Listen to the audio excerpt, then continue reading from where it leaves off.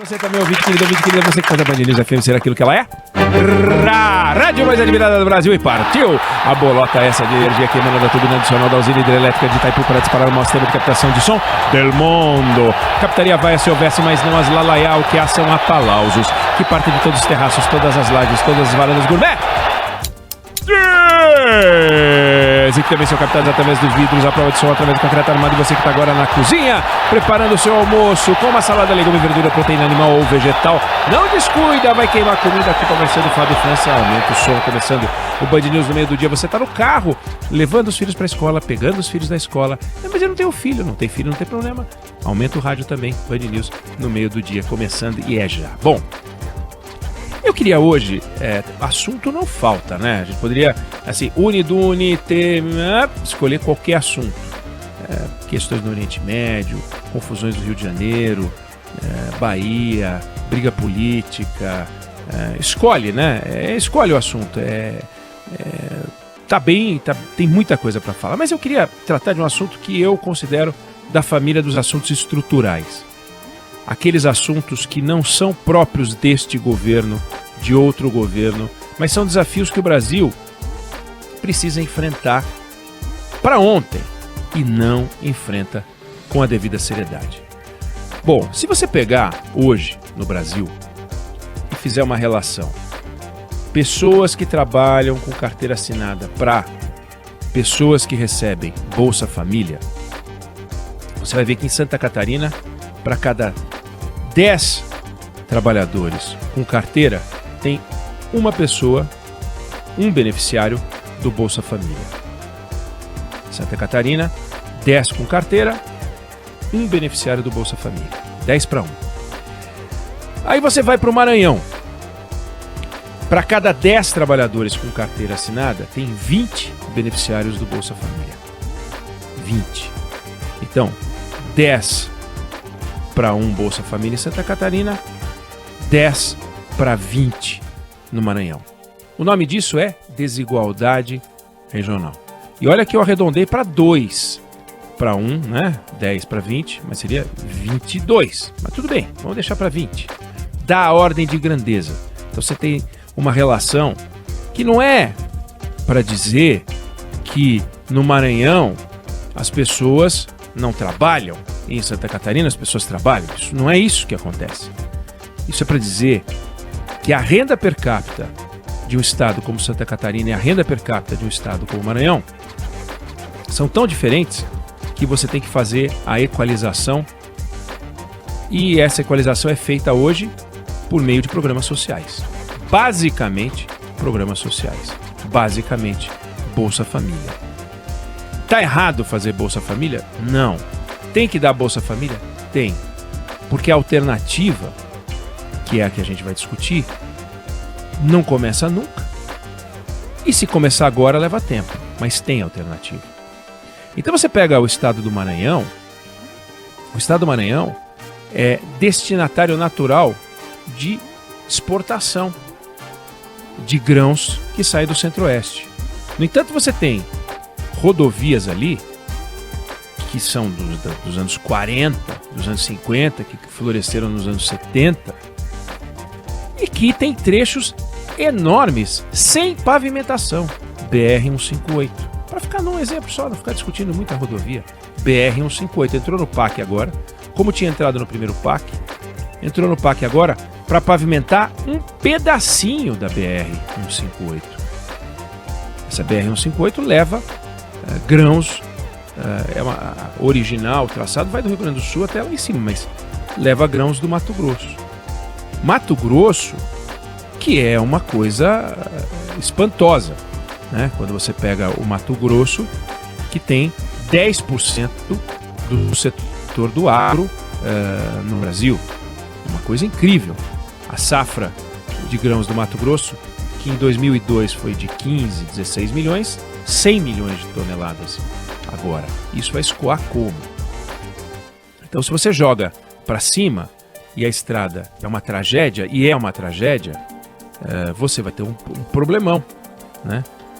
Você pega um 63 que vai para o Pará, que é uma coisa fundamental, mas tem um problema, né, nessas estradas, né? E tem um problema bem complicado. O escoamento de produção indo para cima seria muito mais barato do que indo para baixo, indo para o Porto de Santos, por exemplo. Mas isso não é um detalhe, obviamente, mas perto do que eu quero falar, para você conseguir fazer com que essa relação de Bolsa Família, que é a última linha da nossa discussão, por que tem tanta gente recebendo Bolsa Família? Porque os estados não estão conseguindo vencer, e não são os estados governadores. O Brasil, a região brasileira do Norte e Nordeste, não está conseguindo vencer a pobreza do jeito que deveria. Então você pega a região Nordeste hoje, ela tem 18% do território brasileiro, ela tem 27% da população. Ou seja, mais de um quarto dos brasileiros moram na região Nordeste. E quando você pega o rendimento médio domiciliar per capita pelo IBGE, no Brasil está R$ 1.600, rendimento médio por residência per capita. Está R$ 1.600 na média do Brasil. No Centro-Oeste já chegou a R$ 1.900. No Nordeste está R$ 1.000. Metade do Centro-Oeste. Metade do valor do Centro-Oeste. O Brasil é R$ 600 acima. Então é claro que você tem que colocar o Bolsa Família. É óbvio que você tem que botar o Bolsa Família. E você tem 27% da população brasileira morando, no caso do Nordeste, e eu me refiro ao Nordeste especificamente, morando num lugar que produz de 13% a 15% do PIB brasileiro. É claro que a conta não dá, quer dizer, de 13% a 15% do PIB brasileiro produzido numa região que tem 27% da população. É certo isso? Tá justo isso? O Nordeste vai ter, nos próximos 10 anos, a maior taxa de crescimento do país. Muito bom saber disso. Muito bom. Só que todos os estados do Nordeste figuram na lista dos 10 estados mais pobres do Brasil. Se não fosse o Acre, que é o 7º mais pobre, o Nordeste teria todos os estados mais pobres. Só está entre os 10 porque o Acre entrou como 7º mais pobre. Senão, seriam os 9 estados mais pobres do Nordeste. Os 9 estados mais pobres do Brasil no Nordeste. É justo isso? Com esse potencial turístico, com esse potencial energético, com a área disponível, com a área irrigável disponível, o que se pode fazer no Nordeste, o que já se faz muito no Nordeste, mas o que se pode fazer no Nordeste é muito mais. E quando a gente pega o crescimento a que me refiro, ele não está produzindo ganhos diretos para a sociedade. E até em alguns lugares com problema. Por exemplo, a economia da Bahia, ela encolheu 4% em 10 anos. Foi uma década perdida. E olha que Bahia, Pernambuco e Ceará representam 2/3 da economia do Nordeste. Então, quando a gente fala do Nordeste brasileiro, a gente está falando de 9 estados, mais 3 que são Pernambuco, Ceará e Bahia, concentrando 2/3 da economia. E a Bahia encolhendo. Então, a gente tem que olhar para o Nordeste brasileiro como uma grande solução para o Brasil. A gente tem que olhar para o Nordeste brasileiro como uma solução do agronegócio, como uma solução de serviço e como uma solução industrial. Fundamental. Fundamental. Mão de obra precisa qualificar. Agora, o ensino tem feito avanços interessantes. Em 2013, a média dos alunos do Nordeste pelo Enem só ganhava da região Norte.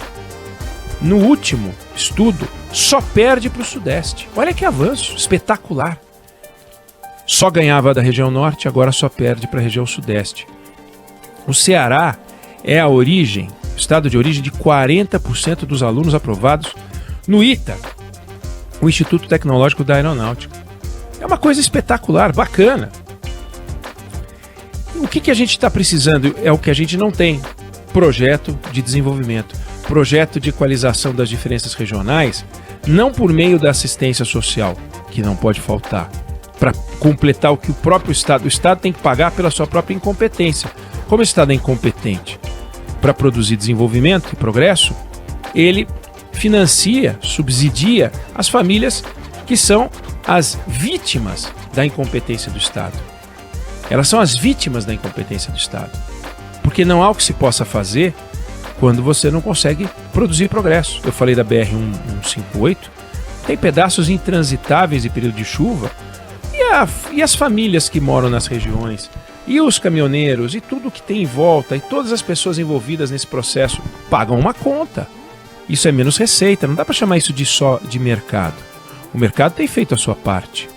Daí porque alguns estados, como é o caso do Mato Grosso, e vem crescendo de forma notável. Mas o que a gente faz com a região Nordeste? O mundo caminha para uma discussão importante sobre reindustrialização para sair daquele modelo de cadeias produtivas integradas no mundo, em que a gente produz na China, no Oriente Médio, não seja lá onde for, no Oriente Médio, no Oriente, na Ásia de uma forma geral, e está começando a perceber que as discussões geopolíticas, está aí 2 guerras em curso, mostram que a gente tem que trazer mais para perto. O Brasil está brigando por esse dinheiro? Está brigando por esse dinheiro, mas o México está levando, o Canadá está levando, e a gente? E o Nordeste? Vamos viver só do progresso pelo desenvolvimento do Estado? Vamos depender do que fizer a Petrobras? Porque a última onda de desenvolvimento dependeu muito da Petrobras. A Petrobras, que chegou a representar 12% de todo o dinheiro investido do Brasil no ano, olha que coisa incrível. Resolveu fazer refinaria em Pernambuco, e as coisas começaram a produzir um efeito econômico grande. Depois a coisa parou. Mas não dá para depender de uma empresa. Tem que ser um ambiente, e também não pode ser um ambiente protegido como a gente já fez, como a gente já viu na nossa história, porque a gente gera distorções. Aí você vai para o subsídio, né? Que não faz sentido. Tem que ter o progresso, tem que ter o desenvolvimento, tem que ter o avanço, tem que ter a conquista social, tem que ter todos ganhando sempre. Não dá para fazer um trabalho na educação dissociado da indústria, não dá para fazer um trabalho na educação dissociado do comércio, do agro, da universidade, da escola básica. Esse pacote é o projeto de desenvolvimento que todo mundo precisa e quer, inclusive moradores de todas as regiões, porque primeiro sobe a média de rendimento nacional, segundo, diminui a dependência das famílias mais carentes em relação ao Estado. Sobra mais dinheiro para fazer outros investimentos, há uma arrecadação maior de impostos, sobe a renda média do brasileiro, aumenta este número da renda média domiciliar per capita. É disso que a gente precisa. Olhar para o Nordeste com um carinho todo especial, não só porque eu sou de São Paulo, moro em São Paulo, já morei no Recife, já morei em Brasília, não só porque a gente tem um carinho, quem não tem carinho pela Bahia, quem não tem carinho pelo Ceará, onde mora a minha família toda, que se mudou para lá, de adoção, estado de adoção. Então, conheço Alagoas, conheço o Maranhão, conheço o Piauí, conheço o Rio Grande do Norte, conheço Sergipe, conheço a Bahia.